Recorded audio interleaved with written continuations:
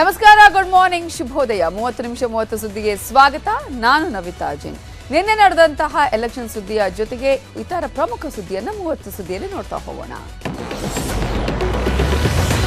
ಮತದಾನದ ಬಳಿಕ ಬಹು ನಿರೀಕ್ಷಿತ ಮತದಾನೋತ್ತರ ಸಮೀಕ್ಷೆ ಹೊರಬಿದ್ದಿದೆ. ಈ ಬಾರಿ ಅತಂತ್ರ ಫಲಿತಾಂಶ ಬರುವ ಸಾಧ್ಯತೆಗಳಿವೆ.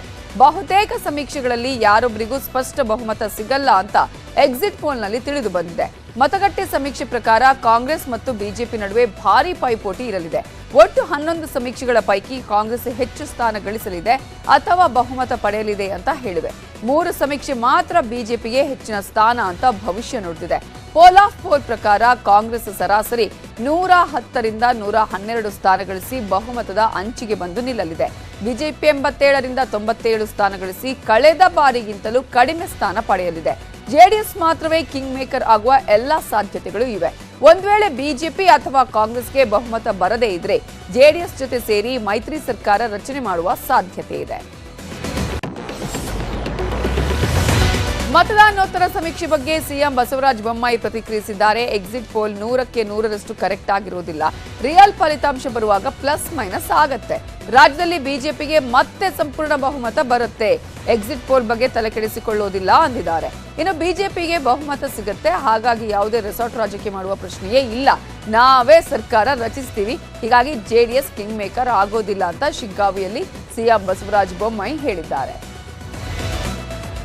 ಪ್ಲಸ್ ಆರ್ ಮೈನಸ್ 5%, 10% ಅಂಡ್ ಒಂದೊಂದು ಥರ ತೋರಿಸಿದೆ, ಯಾವುದು ಕನ್ಸಿಸ್ಟೆಂಟ್ ಆಗಿಲ್ಲ. ಹೀಗಾಗಿ ಯಾವಾಗಲೂ ಕೂಡ ನಾವು ಕಂಪ್ಲೀಟ್ ನಮ್ಮ ಗ್ರೌಂಡ್ ರಿಪೋರ್ಟ್ ಏನಿರ್ತದೆ, ನಮ್ಗೆ ಸಂಪೂರ್ಣವಾದಂಥ ಮೆಜಾರಿಟಿ ಸಿಗುತ್ತೆ ಅಂತ. ಯಾವುದು ರಿಸಾರ್ಟ್ ಆಗಲ್ಲ, ಏನಾಗಲ್ಲ. ದಾಂಡೇಲಿ ಯಾವಾಗಲೂ ರಿಸಾರ್ಟ್ ಆಗೇ ಇಲ್ಲ. ರಿಸಾರ್ಟ್ ಆಗ್ಬೋದು, ಬೇರೆ ಬೇರೆ ಕಡೆ ಆಗ್ತದೆ. ಆದರೆ ಈ ವರ್ಷ ಈ ಬಾರಿ ಆ ಪ್ರಶ್ನೆನೇ ಇಲ್ಲ. ಬಿಜೆಪಿ ಸಂಪೂರ್ಣವಾದ ಮೆಜಾರಿಟಿ ಬರ್ತದೆ. ನಾನು ಹೇಳ್ತೀನಿ, ಬಿಜೆಪಿ ಅಬ್ಸಲ್ಯೂಟ್ ಮೆಜಾರಿಟಿ ಬರ್ತಿದ್ರಿ. ಈಗ ಕಳೆದ ಬಾರಿಗಿಂತ ಈ ಬಾರಿ ಹೆಚ್ಚಿನ ಮತದಾನ ಆಗಿದ್ದು, ನಿನ್ನೆ ಬರೋಬ್ಬರಿ 73%ಕ್ಕೂ ಅಧಿಕ ಮತದಾನವಾಗಿದೆ. 2018ರಲ್ಲಿ 72.13%, ನಿನ್ನೆ 73%ಕ್ಕೂ ಅಧಿಕ ಮತದಾನ ಆಗಿದೆ. ಮತದಾನದ ಬಗ್ಗೆ ಇವತ್ತು ಮತದಾನದ ಸ್ಪಷ್ಟ ಚಿತ್ರಣ ಸಿಗಲಿದೆ. ಮೇಲುಕೋಟೆ, ಹೊಸಕೋಟೆಯಲ್ಲಿ ಅತಿ ಹೆಚ್ಚು ಅಂದರೆ 91% ಮತದಾನವಾಗಿದ್ದು, ಈ ಬಾರಿಯೂ ಬೆಂಗಳೂರಲ್ಲಿ ಅತಿ ಕಡಿಮೆ ಮತದಾನವಾಗಿದೆ. ತೀವ್ರ ಜಿದ್ದಾಜಿದ್ದಿನ ಕಣವಾಗಿರುವ ಕರ್ನಾಟಕ ವಿಧಾನಸಭಾ ಚುನಾವಣೆಗೆ ನಿನ್ನೆ ಮತದಾನ ನಡೆದಿದ್ದು, ನಾಡಿದ್ದು ಫಲಿತಾಂಶ ಹೊರಬೀಳಲಿದೆ. ನಾಡಿದ್ದು ಮೇ 13ರಂದು ಬೆಳಗ್ಗೆ 8 ಗಂಟೆಯಿಂದ ಮತ ಎಣಿಕೆ ಆರಂಭವಾಗಲಿದೆ. ಅಖಾಡಕ್ಕಿಳಿದಿರುವ 2615 ಮಂದಿಯ ಭವಿಷ್ಯವನ್ನ ಮತದಾರರು ಬರೆದಿದ್ದಾರೆ. ಶನಿವಾರ ಮಧ್ಯಾಹ್ನದ ಹೊತ್ತಿಗೆ ಕಣದಲ್ಲಿರುವ ಅಭ್ಯರ್ಥಿಗಳ ರಾಜಕೀಯ ಭವಿಷ್ಯ ಪ್ರಕಟವಾಗಲಿದೆ. ಸಮೀಕ್ಷೆಗಳಲ್ಲಿ ಮುನ್ನಡೆ ಬರ್ತಿದ್ದಂತೆ ಕಾಂಗ್ರೆಸ್ ಕುರ್ಚಿ ಲೆಕ್ಕ ಶುರುವಾಗಿದೆ. ಮುಖ್ಯಮಂತ್ರಿ ರೇಸ್ನಲ್ಲಿರೋ ಕೆಪಿಸಿಸಿ ಅಧ್ಯಕ್ಷ ಡಿಕೆ ಶಿವಕುಮಾರ್ ಹಾಗೂ ಸಿದ್ದರಾಮಯ್ಯ ಹೈ ಅಲರ್ಟ್ ಆಗಿದ್ದಾರೆ. ಫಲಿತಾಂಶಕ್ಕೂ ಮೊದಲೇ ಕಾಂಗ್ರೆಸ್ ನಾಯಕರು ಅಭ್ಯರ್ಥಿಗಳ ಬೆನ್ನತ್ತಿದ್ದಾರೆ. ಗೆಲ್ಲುವ ಸಾಧ್ಯತೆ ಇರೋ ಅಭ್ಯರ್ಥಿಗಳಿಗೆ ಇಬ್ಬರೂ ನಾಯಕರು ಕರೆ ಮಾಡಿದ್ದಾರೆ ಎನ್ನಲಾಗ್ತಿದೆ. ಹೈ ವೋಲ್ಟೇಜ್ 50-50 ಟಫ್ ಫೈಟ್ ಅಭ್ಯರ್ಥಿಗಳ ಜೊತೆ ಚರ್ಚೆ ನಡೆಸಿದ್ದು, ಸಮೀಕ್ಷೆಯ ಲೆಕ್ಕ ಆಧರಿಸಿ ಮಾತುಕತೆ ನಡೆಸಿದ್ದಾರೆ ಎನ್ನಲಾಗ್ತಿದೆ. ಇನ್ನು ಸಮೀಕ್ಷೆಗಳಲ್ಲಿ ಕಾಂಗ್ರೆಸ್ಗೆ ಮುನ್ನಡೆಯಾಗ್ತಾ ಇದ್ದಂತೆ ಕಾಂಗ್ರೆಸ್ ನಾಯಕ ರಾಹುಲ್ ಗಾಂಧಿ ಅಲರ್ಟ್ ಆಗಿದ್ದಾರೆ. ರಾಜ್ಯ ಕಾಂಗ್ರೆಸ್ ಉಸ್ತುವಾರಿ ರಣದೀಪ್ ಸುರ್ಜೇವಾಲಾ ಕಳುಹಿಸಿ ಎಚ್ಚರಿಕೆಯ ಹೆಜ್ಜೆ ಇಡೋದಕ್ಕೆ ರಾಹುಲ್ ಗಾಂಧಿ ಸೂಚನೆ ಕೊಟ್ಟಿದ್ದಾರೆ. ನಿನ್ನೆ ಸಂಜೆಯೇ ದೆಹಲಿಯಿಂದ ಬೆಂಗಳೂರಿಗೆ ರಣದೀಪ್ ಸುರ್ಜೇವಾಲಾ ಆಗಮಿಸಿದ್ದಾರೆ.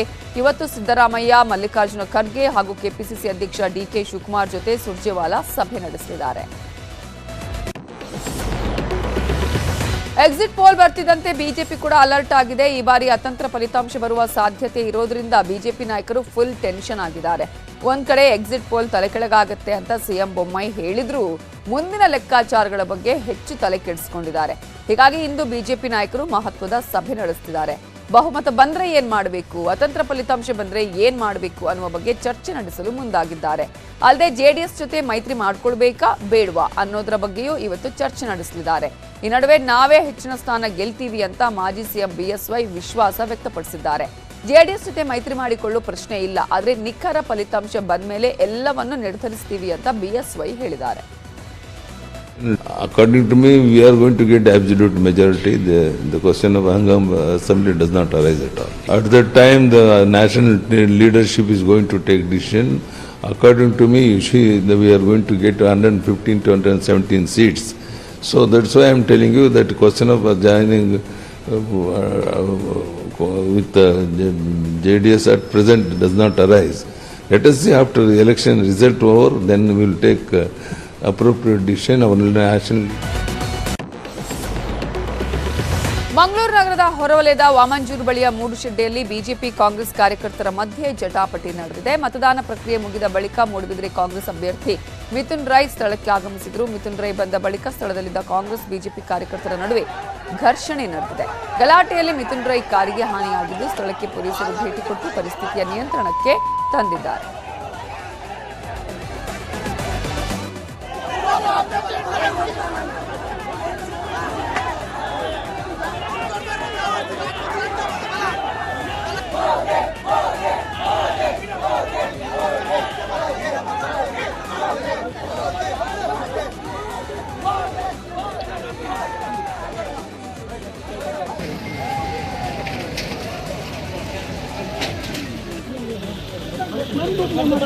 ಎರಡೂ ಕಡೆಯವರೆಗೂ ಜಾಸ್ತಿ ಜನ ಸೇರಿದರು. ಅವರು ಸೇರಿಕೊಂಡು ಒಬ್ರಿಗೊಬ್ರ ಮೇಲೆ ಚಾಡಿಮಾಲಿ ಆಮೇಲೆ ಮತ್ತು ಕಲ್ಲು ತೂರಾಟ ಮಾಡೋಕ್ಕೆ ಶುರು ಮಾಡಿದರು. ಇದು ಸಂಬಂಧಪಟ್ಟಿದೆ ಒಂದು 3 ಜನ ಕಾಂಗ್ರೆಸ್ರವರಿಗೆ ಈಗ ಮಾಹಿತಿ ಪ್ರಕಾರ ಸ್ವಲ್ಪ ಇಂಜರಿ ಆಗಿದೆ, ಹಾಗೂ ನಮ್ಮ ಪೊಲೀಸರವರಿಗೂ ಸಹ ಒಬ್ರಿಗೂ ಇಂಜರಿ ಆಗಿದೆ. ಈಗ ನಾವು ಸಿಚುವೇಶನ್ ಕಂಟ್ರೋಲಲ್ಲಿ ಇದೆ, ಏನು ತೊಂದರೆ ಇಲ್ಲ. ಮತ್ತು ಈಗ ಕಾವೂರು ಸ್ಟೇಷನ್ ವ್ಯಾಪ್ತಿಯಲ್ಲಿ 144 ಸೆಕ್ಷನ್ ನಾವು ಈಗ ಹಾಕ್ತಾಯಿದ್ದೀವಿ. ಹಾಗೂ ಇದ್ರ ಜೊತೆಗೆ ಇಲ್ಲಿ ಮೂಡುಶೆಡ್ಡಿಗೆ ಯಾರೋ ಹೊರಗಡೆ ಇರೋರು ಬರೋಕ್ಕೆ ನಾವು ಚೆಕ್ ಪೋಸ್ಟ್ಗಳನ್ನು ಅಳವಡಿಸಿದ್ದೀವಿ. ಉಡುಪಿಯಲ್ಲೂ ಕಾಂಗ್ರೆಸ್ ಕಾರ್ಯಕರ್ತರಿಂದ ಗಲಾಟೆ ನಡೆದಿದೆ. ಈ ವೇಳೆ ಮಿಯಾರ್ ಗ್ರಾಮದಲ್ಲಿ ನಕಲಿ ಮತದಾನ ಆರೋಪ ಕೇಳಿಬಂದಿತ್ತು. ಸುಹಾಸ್ ಹೆಸರಿನಲ್ಲಿ ಬಾಲಕನೊಬ್ಬ ನಕಲಿ ಮತದಾನ ಮಾಡಿ ಹೊರಬಂದಿದ್ದಾಗ ಕಾಂಗ್ರೆಸ್ ಕಾರ್ಯಕರ್ತರು ಆತನನ್ನು ಸೆರೆ ಹಿಡಿದಿದ್ರು. ಕಾರ್ಕಳದ ಕುಂತಿಬೈಲ್ ಮತಗಟ್ಟೆಯಲ್ಲಿ ಘಟನೆ ನಡೆದಿತ್ತು. ಕೂಡಲೇ ಕಾಂಗ್ರೆಸ್ ಕಾರ್ಯಕರ್ತರು ಪ್ರತಿಭಟನೆ ನಡೆಸಿದ್ರು. ಸ್ಥಳಕ್ಕೆ ಬಂದ ಕಾಂಗ್ರೆಸ್ ಅಭ್ಯರ್ಥಿ ಉದಯ್ ಕುಮಾರ್ ಶೆಟ್ಟಿ ಎಲ್ಲರ ಮನವೊಲಿಸಿದ್ರು. ಇದಕ್ಕೆ ಸ್ಪಂದಿಸಿದ ಕಾಂಗ್ರೆಸ್ ಕಾರ್ಯಕರ್ತರು ಪ್ರತಿಭಟನೆ ಕೈಬಿಟ್ಟಿದ್ದಾರೆ. ನಕಲಿ ಮತದಾನದ ಬಗ್ಗೆ ಕಾಂಗ್ರೆಸ್ ತನಿಖೆಗೆ ಆಗ್ರಹಿಸಿದೆ.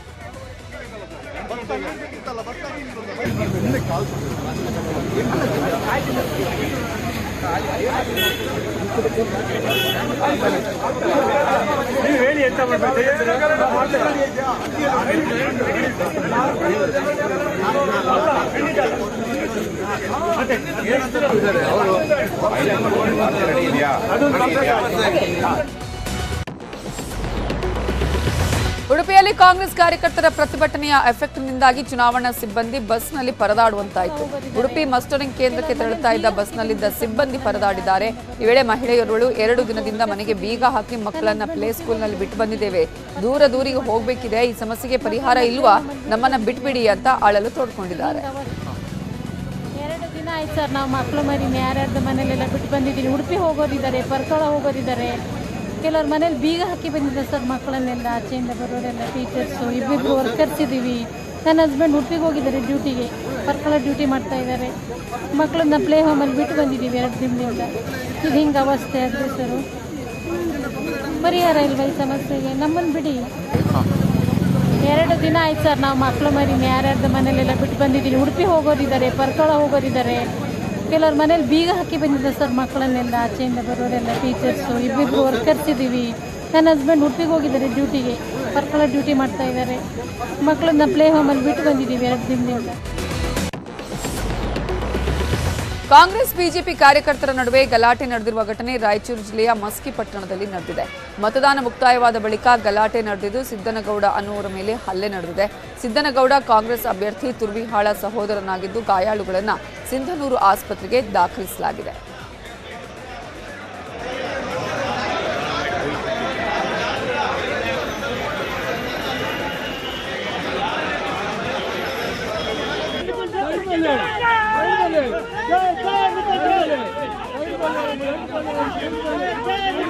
ಗಲಾಟೆ ಆಗಿತ್ತು ಶಿವರೆಡ್ಡಿ ಅಂತ ಅವರಿಗೆ. ಅದಾದಾಗ ಇವರು ಸಿದ್ದನಗೌಡರಿಗೆ ಅದೇನು ಮಾಹಿತಿ ಇಲ್ಲ, ಹಳ್ಳಿಗೆ ಹೋಗಿ ಬರಂಗೆ ಬಂದ್ರೆ 6 ಗಂಟೆಗೆ ಬಂದಾಗ ಕಾರ್ ಇಳಿದು ಹೊಂಟರಿದ್ದ ಆ ಗಚ್ಚಿನ ಮಠ ತಕ್ಕ. ಅಲ್ಲಿ ಬೂತ್ ಐತಿ ಒಂದು ಕೇಂದ್ರ ಶಾಲೆ ಅಂತ, ಅದು ಬೂತ್ನಾಗ ಹಿಂಗೆ ಬರೋ ಇಟ್ನಾಗ ಇಲ್ಲಿ ಇವತ್ತು ನಾವು ಹಿಡ್ಕರಿ ಮದಿರಿ ಅಂತಂದು ಹಂಗೆ ತೆಕ್ಕಿ ಬಿಡೋದು ಹಿಡ್ದಾರ. ಇವರು ಸಿದ್ದನಗೌಡರು ಬೆಂಬಲ ಇದ್ರು ಮುಡ್ಸಕ್ಕೆ ಹಚ್ಚಾರ. ಮುಡ್ಸ ಇಟ್ನಾಗ ಅವ್ರ ಹುಡುಗನು ಬಂದು ಸಿದ್ದನಗೌಡ ಗಟ್ಟಿ ಹಿಡ್ಕೊಂಡಾಗ ಸಿದ್ದನಗೌಡಿಗೆ ಏಟು ಬರ್ತೈತೆ.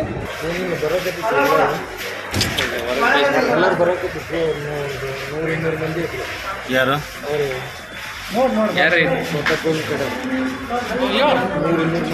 ಬಂದು ಎಲ್ಲರೂ ಬಡದು ಕೇಸು ಯಾರ್ಯಾರಿಗೆ ಬಡ್ದಾರ? ನಮಗೆ ಇನ್ನೊಂದಿಬ್ಬರು ಆಂಧ್ರ. ಚಿತ್ರದುರ್ಗ ಶಾಸಕ ಜಿಎಚ್ ತಿಪ್ಪಾರೆಡ್ಡಿ ಪುತ್ರ ಡಾಕ್ಟರ್ ಸಿದ್ಧಾರ್ಥ್ ಮೇಲೆ ಕಾಂಗ್ರೆಸ್ ಕಾರ್ಯಕರ್ತರು ಹಲ್ಲೆ ನಡೆಸಿರುವ ಆರೋಪ ಕೇಳಿ ಬಂದಿದೆ. ಚಿತ್ರದುರ್ಗ ಕಾಂಗ್ರೆಸ್ ಅಭ್ಯರ್ಥಿ ಕೆಸಿ ವೀರೇಂದ್ರ ಪಪ್ಪಿ ಹಾಗೂ ಬೆಂಬಲಿಗರು ಹಲ್ಲೆ ನಡೆಸಿದ್ದಾರೆ ಅಂತ ಆರೋಪಿಸಲಾಗಿದೆ. ಸಿದ್ದಾಪುರದಲ್ಲಿ ಮತಗಟ್ಟೆ ಕೇಂದ್ರಕ್ಕೆ ಚಿತ್ರದುರ್ಗ ಶಾಸಕ ಬಿಜೆಪಿ ಅಭ್ಯರ್ಥಿ ಜಿಎಚ್ ತಿಪ್ಪಾರೆಡ್ಡಿ ಕಾರಲ್ಲಿ ಬಂದಿದ್ರು ಅಂತ ಮೊದಲು ಕಾಂಗ್ರೆಸ್ ಬೆಂಬಲಿಗರು ಗಲಾಟೆ ತೆಗೆದಿದ್ದು. ಈ ವೇಳೆ ಕೆಸಿ ವೀರೇಂದ್ರ ಪಪ್ಪಿ ಜಿಎಚ್ ತಿಪ್ಪಾರೆಡ್ಡಿ ನಡುವೆ ವಾಗ್ವಾದ ನಡೆಯಿತು. ಇದೇ ವೇಳೆ ಬಿಜೆಪಿ ಅಭ್ಯರ್ಥಿ ತಿಪ್ಪಾರೆಡ್ಡಿ ಜೊತೆಗಿದ್ದ ಡಾಕ್ಟರ್ ಸಿದ್ಧಾರ್ಥ್ ಮೇಲೆ ವೀರೇಂದ್ರ ಪಪ್ಪಿ ಬೆಂಬಲಿಗರು ಹಲ್ಲೆ ನಡೆಸಿದ್ರಂತೆ. ಈ ಸಂಬಂಧ ಚಿತ್ರದುರ್ಗ ಗ್ರಾಮಾಂತರ ಠಾಣೆಗೆ ಡಾಕ್ಟರ್ ಸಿದ್ಧಾರ್ಥ್ ದೂರು ಕೊಟ್ಟಿದ್ದಾರೆ. ವೀರೇಂದ್ರ ಪಪ್ಪಿ ಹಾಗೂ ಬೆಂಬಲಿಗರನ್ನ ಬಂಧಿಸುವಂತೆ ಠಾಣೆ ಎದುರೇ ಬಿಜೆಪಿ ಕಾರ್ಯಕರ್ತರು ಪ್ರತಿಭಟನೆ ನಡೆಸಿದರು.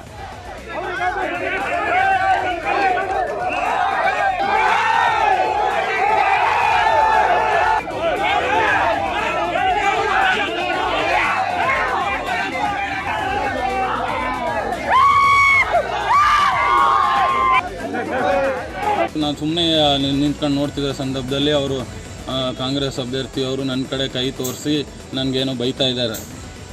ಅದು ಏನು ಬೈತಾ ಇದ್ದಾರೆ ಅಂತ ನಾನು ಕೇಳೋ ಸಂದರ್ಭದಲ್ಲಿ ಅವರ ಖಾಸಗಿ ಗನ್ಮ್ಯಾನು ಮತ್ತು ರಘುರಾಮ್ ರೆಡ್ಡಿಯವರು ನನಗೆ ಎದೆ ಮೇಲೆ ಬಡಿತಾರೆ.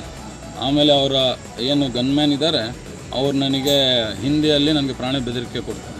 ಆ ಸಮಯದಲ್ಲಿ ನಮ್ಮ ಕಾರ್ಯಕರ್ತರು, ಬೆಂಬಲಿಗರು, ಸ್ನೇಹಿತರು ಮತ್ತು ಪೊಲೀಸವರು ನನಗೆ ರಕ್ಷಣೆ ನೀಡಿ ಸೈಡಿಗೆ ತಗೊಂಬಂದರೆ ನಾವು ಸ್ಟೇಷನ್ಗೆ ಹೋಗಿ ಒಂದು ಕಂಪ್ಲೇಂಟ್ ರಿಜಿಸ್ಟರ್ ಮಾಡಿದ್ದೀವಿ ಈ ಘಟನೆ ಬಗ್ಗೆ. ಆಮೇಲೆ ಅವ್ರು ನನಗೆ ಪ್ರಾಣ ಬೆದರಿಕೆ ನೀಡಿದ ಸಂದರ್ಭದಲ್ಲಿ ರಕ್ಷಣೆಯನ್ನು ಕೋರಿದ್ವಿ. ಕಾನೂನು ಪರವಾಗಿ ಅದೇನು ಅವರು ಆ್ಯಕ್ಷನ್ ತಗೋಬೇಕು. ಆಮೇಲೆ ನಾವು ಚಿತ್ರದುರ್ಗದಲ್ಲಿ ಇಂಥ ಏನು ರೌಡಿಸಮ್ಗೆ ಇದಕ್ಕೆ ಅವಕಾಶ ನೀಡಬಾರ್ದು ಅಂತ ನಾವು.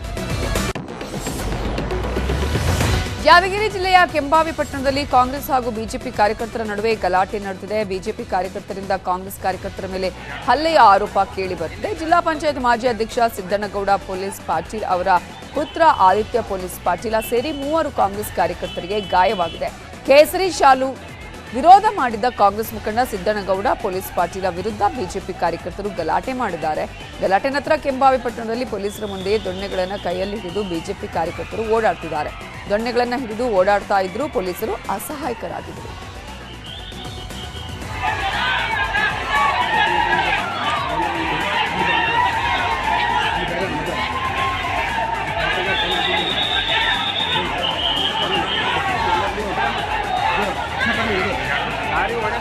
ಇಲ್ಲ ಅಲ್ಲಿ ತೋರಿ ನಮ್ಮ ಮಂದಿ ಯಾರು ತೋರಿ ಅಲ್ಲಿ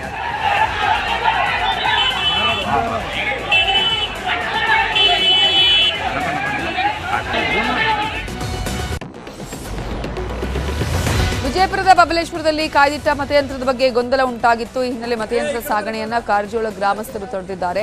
ವಿಜಯಪುರಕ್ಕೆ ಇವಿಎಂ ವಿವಿಪ್ಯಾಟ್ ಸಾಗಿಸುವಾಗ ಈ ಘಟನೆ ನಡೆದಿದ್ದು ನಕಲಿ ಮತಯಂತ್ರ ಅಂತ ಗ್ರಾಮಸ್ಥರು ಭಾವಿಸಿದ್ರು. ಅಧಿಕಾರಿಗಳು ಮನವರಿಕೆ ಮಾಡಿದ್ರೂ ಗ್ರಾಮಸ್ಥರು ಮಾತ್ರ ಮತಯಂತ್ರ ಸಾಗಣೆಗೆ ಅಡ್ಡಿಪಡಿಸಿದ್ದು. ಬಳಿಕ ಜಿಲ್ಲಾ ಚುನಾವಣಾಧಿಕಾರಿ ಕೈ ಮುಗಿದು ಮನವರಿಕೆ ಮಾಡಿದರು.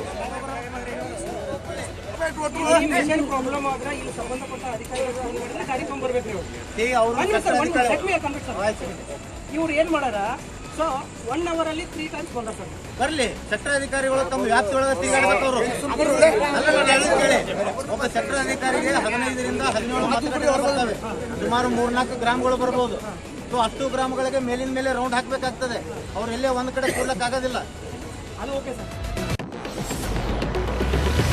ಚಾಮುಂಡೇಶ್ವರಿ ಕ್ಷೇತ್ರದ ಅಭ್ಯರ್ಥಿ ವಿರುದ್ಧ ಸಿದ್ದರಾಮಯ್ಯ ಕಿಡಿಕಾರಿದ್ದಾರೆ. ಮಾವಿನಹಳ್ಳಿ ಸಿದ್ದೇಗೌಡ ಮೋಸಗಾರ ಇಂಥವನು ಅಂತ ಗೊತ್ತಿದ್ರೆ ನಮ್ಮ ಹುಡುಗನನ್ನೇ ನಿಲ್ಲಿಸ್ತಿದ್ದೆ ಅಂತ ಗರಂ ಆದರು. ಸಿದ್ದೇಗೌಡ ಒಬ್ಬ ಪತ್ರವಳ್ಳಿ ಸ್ವಾಮಿ ಎಂದ ಕಾರ್ಯಕರ್ತ ದೂರು ಕೊಟ್ಟಿದ್ದು ಕಾರ್ಯಕರ್ತರ ಮಾತಿಗೆ ತಲೆದೂಗಿ ಸಿದ್ದರಾಮಯ್ಯ ಕಿಡಿಕಾರಿದ್ದಾರೆ.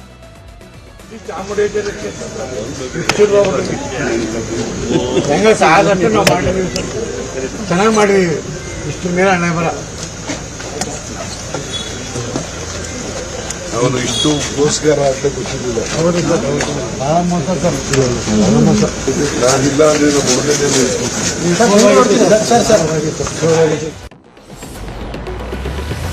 ಚುನಾವಣಾ ಟೆನ್ಷನ್ನಲ್ಲಿದ್ದ ಮಾಜಿ ಸಿಎಂ ಎಚ್ಡಿಕೆ ಈಗ ರಿಲ್ಯಾಕ್ಸ್ ಮೂಡಲಿದ್ದಾರೆ. ಮತದಾನ ಮುಗಿದ ಬಳಿಕ ಎಚ್ಡಿಕೆ ವಿದೇಶಕ್ಕೆ ಹಾರಿದ್ದಾರೆ. ವಿಶ್ರಾಂತಿಗಾಗಿ ವಿದೇಶಕ್ಕೆ ತೆರಳಿರುವ ಕುಮಾರಸ್ವಾಮಿ ಮೇ 13ರ ಮಧ್ಯಾಹ್ನ ಬೆಂಗಳೂರಿಗೆ ವಾಪಸ್ ಆಗಲಿದ್ದಾರೆ. ಎಕ್ಸಿಟ್ ಪೋಲ್ನಲ್ಲಿ ಜೆಡಿಎಸ್ 3ನೇ ಸ್ಥಾನ ಲಭಿಸುತ್ತೆ ಎನ್ನಲಾಗಿದೆ. ಹೀಗಾಗಿ ಕುಮಾರಸ್ವಾಮಿಯವರೇ ಈ ಬಾರಿ ಕಿಂಗ್ ಮೇಕರ್ ಆಗಲಿದ್ದಾರೆ ಎನ್ನಲಾಗ್ತಿದೆ. ಇದೇ ಖುಷಿಯಲ್ಲಿರೋ ಎಚ್ಡಿಕೆ ವಿದೇಶಕ್ಕೆ ಹಾರಿ ಅಲ್ಲಿಂದಲೇ ತಂತ್ರಗಾರಿಕೆ ರೂಪಿಸುವ ಪ್ಲಾನ್ನಲ್ಲಿದ್ದಾರೆ. ನಿನ್ನೆ ಎಲ್ಲಾ ಕ್ಷೇತ್ರಗಳಲ್ಲೂ ಮತದಾನ ನಡೆದಿದ್ದು ಇವಿಎಂಗಳನ್ನು ಸ್ಟ್ರಾಂಗ್ ರೂಮ್ನಲ್ಲಿ ಇಡಲಾಗಿದೆ. ತುಮಕೂರಿನಲ್ಲಿ ಮತಗಟ್ಟೆಯಿಂದ ಸ್ಟ್ರಾಂಗ್ ರೂಮ್ಗೆ ಇವಿಎಂಗಳನ್ನು ಕೊಂಡೊಯ್ಯುವ ಮೊದಲು ಸಿಬ್ಬಂದಿ ಹೊರಟಿದ್ದ ಬಸ್ಗೆ ವಿಶೇಷವಾಗಿ ಪೂಜೆ ಮಾಡಲಾಗಿದೆ. ಇವಿಎಂ ಮಷಿನ್ ತೆಗೆದುಕೊಂಡು ಹೊರಟಿದ್ದ ಕೆಎಸ್ಆರ್ಟಿಸಿ ಬಸ್ಗೆ ಯುವಕರು ಪೂಜೆ ಮಾಡಿದ್ದಾರೆ. ತಿಪಟೂರು ತಾಲೂಕಿನ ನೊಣವಿನಕೆರೆ ಹೋಬಳಿಯ ಬಿದರೆಕೆರೆ ಬೂತ್ನಿಂದ ಹೊರಟಿದ್ದ ಬಸ್ಗೆ ವಿಶೇಷವಾಗಿ ಪೂಜೆ ಸಲ್ಲಿಸಿದ ಯುವಕರು ಮತಗಟ್ಟೆ ಸಿಬ್ಬಂದಿಯನ್ನ ಬೀಳ್ಕೊಟ್ಟಿದ್ದಾರೆ.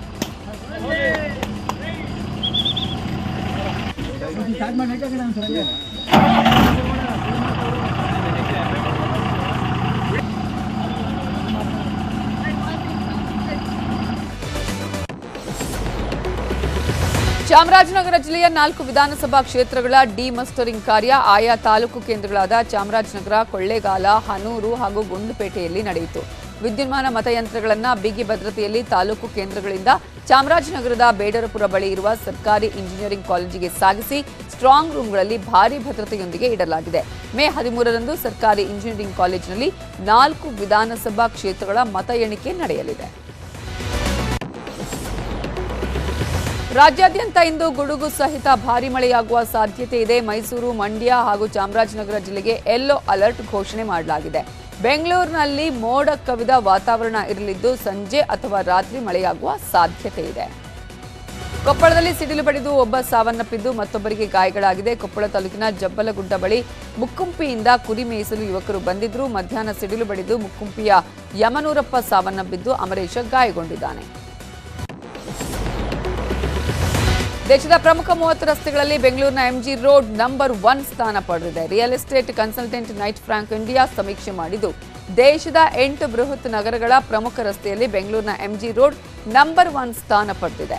ಉತ್ತಮ ಗುಣಮಟ್ಟದ ಕುರಿತು ಗ್ರಾಹಕರ ಅಭಿಪ್ರಾಯ ಹಾಗೂ ಪಾರ್ಕಿಂಗ್, ಸಾರ್ವಜನಿಕ ಸಾರಿಗೆ, ವ್ಯಾಪಾರ ಸೇರಿದಂತೆ ಹಲವು ಅಂಶಗಳ ಆಧಾರದ ಮೇಲೆ ಈ ಪಟ್ಟಿಯನ್ನ ನಿರ್ಧರಿಸಲಾಗಿದೆ. ಮಹಾತ್ಮ ಗಾಂಧೀಜಿ ರೋಡ್ ಮೊದಲ ಸ್ಥಾನದಲ್ಲಿದ್ದರೆ ಬೆಂಗಳೂರಿನ ಕಮರ್ಷಿಯಲ್ ಸ್ಟ್ರೀಟ್ 7ನೇ ಸ್ಥಾನದಲ್ಲಿದೆ. ಹಾಗೆ ಬ್ರಿಗೇಡ್ ರೋಡ್ನ 9ನೇ ಸ್ಥಾನ, ಚರ್ಚ್ ಸ್ಟ್ರೀಟ್ 10ನೇ ಸ್ಥಾನವನ್ನ ಪಡೆದುಕೊಂಡಿದೆ. ಮಹಾರಾಷ್ಟ್ರದ ಶಿವಸೇನೆಯಲ್ಲಿ ಬಂಡಾಯ ಎದ್ದಿದ್ದ ಹಾಲಿ ಸಿಎಂ ಏಕನಾಥ್ ಶಿಂದೆ ಸೇರಿ 16 ಶಾಸಕರನ್ನ ಅನರ್ಹಗೊಳಿಸಬೇಕು ಅಂತ ಕೋರಿ ಉದ್ಧವ್ ಠಾಕ್ರೆ ಬಣ ಸಲ್ಲಿಸಿದ ಅರ್ಜಿ ತೀರ್ಪನ್ನ ಇಂದು ಸುಪ್ರೀಂ ಕೋರ್ಟ್ ಪ್ರಕಟಿಸಲಿದೆ. ಈ ತೀರ್ಪು ಮೈಲುಗಲ್ಲು ಆಗಬಹುದಾಗಿದ್ದು ದೇಶವ್ಯಾಪಿ ಪರಿಣಾಮ ಬೀರಲಿದೆ. ಈ ನಡುವೆ 16 ಶಾಸಕರು ಅನರ್ಹಗೊಂಡ್ರೆ ಮಹಾರಾಷ್ಟ್ರ ಸರ್ಕಾರ ಬೀಳಬಹುದು ಎನ್ನಲಾಗ್ತಿದ್ರೂ ನಮ್ಮ ಬಳಿ ಬಹುಮತ ಸಾಬೀತು ಮಾಡಲು ಶಾಸಕರಿದ್ದಾರೆ ಅಂತ ಬಿಜೆಪಿ ಹೇಳಿದೆ. ಕರ್ನಾಟಕ ಚುನಾವಣೆಯಲ್ಲಿ ಅಬ್ಬರದ ಪ್ರಚಾರ ಮಾಡಿದ ಪ್ರಧಾನಿ ಮೋದಿ ಚಿತ್ತ ರಾಜಸ್ಥಾನದತ್ತ ಹರಿದಿದೆ. ಮರಳುಗಾಡು ನಾಡಿನಲ್ಲಿ ನಿನ್ನೆ ಇಡೀ ದಿನ ಮೋದಿ ರೋಡ್ ಶೋ ನಡೆಸಿ ಕಾಂಗ್ರೆಸ್ ವಿರುದ್ಧ ಗುಡುಗಿದ್ರು. ಪ್ರಧಾನಿ ಮೋದಿ ರಾಜಸ್ಥಾನದ ನಾಥದ್ವಾರಕ್ಕೆ ಭೇಟಿ ನೀಡಿದ್ರು. ಮೊದಲು ಶ್ರೀನಾಥ ದೇಗುಲಕ್ಕೆ ತೆರಳುವಾಗಲೂ ರೋಡ್ ಶೋ ನಡೆಸಿದ್ರು. ದೇವಸ್ಥಾನದಿಂದ ಹೊರಗೆ ಬಂದಾಗಲೂ ರೋಡ್ ಶೋ ಮಾಡಿದ್ರು. ನಾಥದ್ವಾರದಲ್ಲಿ ನಡೆದ ಕಾರ್ಯಕ್ರಮದಲ್ಲಿ 5,500 ಕೋಟಿಗೂ ಹೆಚ್ಚಿನ ಅಭಿವೃದ್ಧಿ ಯೋಜನೆಗಳಿಗೆ ಶಂಕುಸ್ಥಾಪನೆ ನೆರವೇರಿಸಿದ್ರು.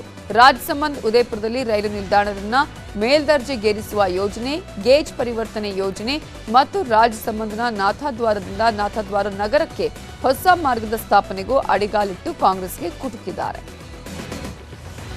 कांग्रेस द्वारा 50 साल पहले देश में गरीबी हटाने की गारंटी, कांग्रेस की हर गारंटी के साथ कांग्रेस के नेता और अमीर हो जाते हैं और देश का नागरिक और गरीब हो जाता है.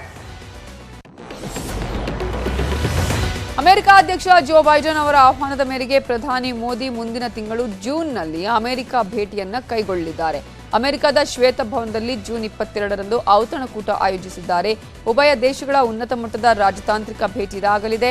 ಪ್ರಧಾನಿ ಮೋದಿ ಭೇಟಿಯು ಅಮೆರಿಕ ಮತ್ತು ಭಾರತದ ನಡುವಣ ಆಳ ಮತ್ತು ಆಪ್ತ ಸಂಬಂಧ ಹಾಗೂ ಭಾರತ ಮತ್ತು ಅಮೆರಿಕನರ ನಡುವಣ ಕುಟುಂಬ ಮತ್ತು ಸ್ನೇಹ ಸಂಬಂಧವನ್ನ ಇನ್ನಷ್ಟು ಗಟ್ಟಿಗೊಳಿಸಲಿದೆ ಅಂತ ಅಮೆರಿಕ ತಿಳಿಸಿದೆ. ವೈದ್ಯಕೀಯ ಪರೀಕ್ಷೆಗಾಗಿ ಕರೆತಂದಿದ್ದ ಆರೋಪಿಯೊಬ್ಬ ವೈದ್ಯಗೆ ಚಾಕು ಇರಿದ ಘಟನೆ ಕೇರಳದಲ್ಲಿ ನಡೆದಿದೆ. ಆಸ್ಪತ್ರೆಯಲ್ಲಿ ಕರ್ತವ್ಯ ನಿರ್ವಹಿಸ್ತಾ ಇದ್ದ ವಂದನಾ ಅನ್ನುವ ವೈದ್ಯೆಯ ಎದೆ ಮತ್ತು ಕತ್ತಿಗೆ ಆರೋಪಿ ಇರಿದಿದ್ದಾನೆ. ಗಂಭೀರವಾಗಿ ಗಾಯಗೊಂಡಿದ್ದ ವಂದನಾ ತಿರುವನಂತಪುರದ ಖಾಸಗಿ ಆಸ್ಪತ್ರೆಯಲ್ಲಿ ಸಾವನ್ನಪ್ಪಿದ್ದಾರೆ. ಉತ್ತರ ಪ್ರದೇಶದ ಅಮೇಥಿಯಲ್ಲಿ ಸಮಾಜವಾದಿ ಪಕ್ಷದ ಶಾಸಕ ರಾಕೇಶ್ ಪ್ರತಾಪ್ ಗೂಂಡಾಗಿರಿ ನಡೆಸ್ತಾ ಇರುವ ವಿಡಿಯೋ ಒಂದು ವೈರಲ್ ಆಗಿದೆ. ಸಮಾಜವಾದಿ ಪಕ್ಷದ ಕಾರ್ಯಕರ್ತರು ಬಿಜೆಪಿಯ ಪುರಸಭೆ ಅಭ್ಯರ್ಥಿ ರಶ್ಮಿ ಸಿಂಗ್ ಪತಿಯನ್ನ ಸುತ್ತುವರೆದರು. ಸ್ಥಳಕ್ಕಾಗಮಿಸಿದ ಎಸ್ಪಿ ಶಾಸಕ ಮನಸೋ ಇಚ್ಛೆ ಥಳಿಸಿದ್ದಾರೆ. ನಾರ್ಕೋ ಪರೀಕ್ಷೆಗೆ ಒಳಗಾಗುವಂತೆ ಕುಸ್ತಿ ಫೆಡರೇಷನ್ ಮುಖ್ಯಸ್ಥ ಬ್ರಿಜ್ಭೂಷಣ್ ಸಿಂಗ್ಗೆ ಕುಸ್ತಿಪಟುಗಳು ಸವಾಲು ಹಾಕಿದ್ದಾರೆ. ಸವಾಲು ಸ್ವೀಕರಿಸಿರುವ ಒಲಿಂಪಿಕ್ ಪದಕ ವಿಜೇತೆ ಸಾಕ್ಷಿ ಮಲಿಕ್, ನೀವು ತಪ್ಪಿತಸ್ಥರಲ್ಲ ಅನ್ನುವ ವಿಶ್ವಾಸ ಇದ್ರೆ ನಾರ್ಕೋ ಪರೀಕ್ಷೆಗೆ ಒಳಪಡಿ ಅಂತ ಸವಾಲು ಹಾಕಿದ್ದಾರೆ. ಪಾಕಿಸ್ತಾನ ಅಕ್ಷರಶಃ ಹೊತ್ತಿ ಉರಿತಾ ಇದೆ. ಲಾಹೋರ್, ರಾವಲ್ಪಿಂಡಿ, ಕರಾಚಿ ರಣರಂಗದಂತಾಗಿವೆ. ಮೊನ್ನೆ ಮಾಜಿ ಪ್ರಧಾನಿ ಇಮ್ರಾನ್ ಖಾನ್ರನ್ನ ಅಲ್ ಖೈದಾ ಫಂಡಿಂಗ್ ಹಗರಣದಲ್ಲಿ ಅರೆಸ್ಟ್ ಮಾಡಲಾಗಿತ್ತು. ಇಮ್ರಾನ್ ಖಾನ್ ಅರೆಸ್ಟ್ ಆಗ್ತಿದ್ದಂತೆ ಬೆಂಬಲಿಗರು ಇಡೀ ದೇಶಕ್ಕೆ ಕೊಳ್ಳಿ ಇಟ್ಟಿದ್ದಾರೆ. ಅಲ್ ಖೈದಾ ಫಂಡಿಂಗ್ ಕೇಸ್ ಜೊತೆ ತೌಶಿಕ್ ಖಾನ್ ಪ್ರಕರಣದಲ್ಲಿ ಇಮ್ರಾನ್ ಖಾನ್ನನ್ನ ತಪ್ಪಿತಸ್ಥ ಅಂತ ಕೂಡ ಕೋರ್ಟ್ ಆದೇಶಿಸಿದ್ದು ಶಿಕ್ಷೆ ಒಂದೇ ಬಾಕಿ ಇದೆ. ಇದೇ ಹೊತ್ತಲ್ಲಿ ಪಾಕ್ ನೆಲದಲ್ಲಿ ರಕ್ತ ದೋಕುಳಿಯೇ ನಡೀತಾ ಇದೆ. ಪಾಕಿಸ್ತಾನದಲ್ಲಿ ಇಲ್ಲಿವರೆಗೂ ಗಲಭೆಗೆ 47 ಸಾವಾಗಿದೆ. 5,500ಕ್ಕೂ ಹೆಚ್ಚು ಜನ ಗಾಯಗೊಂಡಿದ್ದಾರೆ. ಪಂಜಾಬ್ ಪ್ರಾಂತ್ಯದಲ್ಲಿ 1,000ಕ್ಕೂ ಹೆಚ್ಚು ಜನರನ್ನ ಬಂಧಿಸಲಾಗಿದೆ. ಕ್ರೀಡಾಕೂಟಕ್ಕೆ ತೆರಳಿದ್ದ ಭಾರತದ ಕ್ರೀಡಾಪಟುಗಳನ್ನ ಭಾರತ ವಾಪಸ್ ಬರಲು ಸೂಚಿಸಿದೆ. ಪಾಕ್ನ ಇಂಚಿಂಚು ಮಾಹಿತಿಯನ್ನು ಭಾರತ ಹದ್ದಿನ ಕಣ್ಣಿಟ್ಟು ನೋಡುತ್ತಿದ್ದು ಗಡಿಯಲ್ಲೂ ಭದ್ರತೆ ಹೆಚ್ಚಿಸಿದೆ. ಸಲಿಂಗ ವಿವಾಹಕ್ಕೆ ಕಾನೂನಿನ ಮಾನ್ಯತೆ ಕೊಡಬೇಕು ಅನ್ನುವ ಅರ್ಜಿಯ ವಿಚಾರಣೆ ಸುಪ್ರೀಂ ಕೋರ್ಟ್ನಲ್ಲಿ ಬಹುತೇಕ ಕೊನೆಯ ಹಂತಕ್ಕೆ ಬಂದಿದೆ. ಈ ವಿಷಯದಲ್ಲಿ ಸಾಂವಿಧಾನಿಕ ಘೋಷಣೆ ಪ್ರಕಟಿಸುವ ಸುಳಿವನ್ನ ಸುಪ್ರೀಂ ಕೋರ್ಟ್ ಕೊಟ್ಟಿದೆ. ಯಾವುದೇ ವಿಷಯದಲ್ಲಿ ಸುಪ್ರೀಂ ಕೋರ್ಟ್ ಸಾಂವಿಧಾನಿಕ ಘೋಷಣೆ ಪ್ರಕಟಿಸಿದ್ರೆ ಅದರ ಬಗ್ಗೆ ಸಂಸತ್ತು ಕಾಯ್ದೆಯನ್ನ ರಚಿಸಬೇಕಾಗುತ್ತೆ. ಸದ್ಯ ದೇಶದಲ್ಲಿ ಸಲಿಂಗ ವಿವಾಹದ ಬಗ್ಗೆ ಯಾವುದೇ ಕಾಯ್ದೆಗಳಿಲ್ಲ. ಸುಪ್ರೀಂ ವಿಚಾರಣೆ ವೇಳೆಯೂ ಕೇಂದ್ರ ಸರ್ಕಾರ ಈ ವಿಷಯದಲ್ಲಿ ಕಾಯ್ದೆ ರೂಪಿಸುವ ಭರವಸೆ ಕೊಟ್ಟಿಲ್ಲ. ಹೀಗಾಗಿ ಸುಪ್ರೀಂ ಕೋರ್ಟ್ ಸಲಿಂಗ ವಿವಾಹಕ್ಕೆ ಮಾನ್ಯತೆ ನೀಡುವ ಬಗ್ಗೆ ಆದೇಶ ನೀಡದೆ ಕೇವಲ ಸಾಂವಿಧಾನಿಕ ಘೋಷಣೆ ಹೊರಡಿಸಿದ್ರೆ ಸಂಸತ್ ಕಾಯ್ದೆ ರಚಿಸಬೇಕಾಗುತ್ತದೆ. 4 ಬಾರಿ ಚಾಂಪಿಯನ್ ಸೂಪರ್ ಕಿಂಗ್ಸ್ 16ನೇ ಆವೃತ್ತಿ ಐಪಿಎಲ್ನಲ್ಲಿ ಪ್ಲೇ ಆಫ್ ಸ್ಥಾನಕ್ಕೆ ಮತ್ತಷ್ಟು ಹತ್ತಿರವಾಗಿದ್ದು ಡೆಲ್ಲಿ ಕ್ಯಾಪಿಟಲ್ಸ್ ರೇಸ್ನಿಂದಾನೇ ಹೊರಬಿದ್ದಿದೆ. ನಿನ್ನೆ ಮಾಡು ಇಲ್ಲವೇ ಮಡಿ ಪಂದ್ಯದಲ್ಲಿ ಡೆಲ್ಲಿ 27 ರನ್ಗಳಿಂದ ಸೋಲು ಅನುಭವಿಸಿತು. 7ನೇ ಗೆಲುವಿನೊಂದಿಗೆ ಚೆನ್ನೈ 2ನೇ ಸ್ಥಾನವನ್ನ ಭದ್ರಪಡಿಸಿಕೊಂಡಿತು. ಮತ್ತೊಂದು ಕಡೆ ಇವತ್ತು ಕೆಕೆಆರ್ ಹಾಗೂ ರಾಜಸ್ಥಾನ ನಡುವೆ ಫೈಟ್ ನಡೆಯಲಿದೆ. ಸೋಲುವ ತಂಡ ಪ್ಲೇ ಆಫ್ ರೇಸ್ನಿಂದ ಬಹುತೇಕ ಹೊರಕ್ಕೆ ಬೀಳಲಿದೆ. ಇನ್ನು ಇನ್ಫ್ರಾ ಮಾರ್ಕೆಟ್ ಅರ್ಪಿಸುವ ರಾಜ್ಯದ ನಾನಾ ಭಾಗಗಳ ವೆದರ್ ರಿಪೋರ್ಟ್ ನೋಡೋಣ.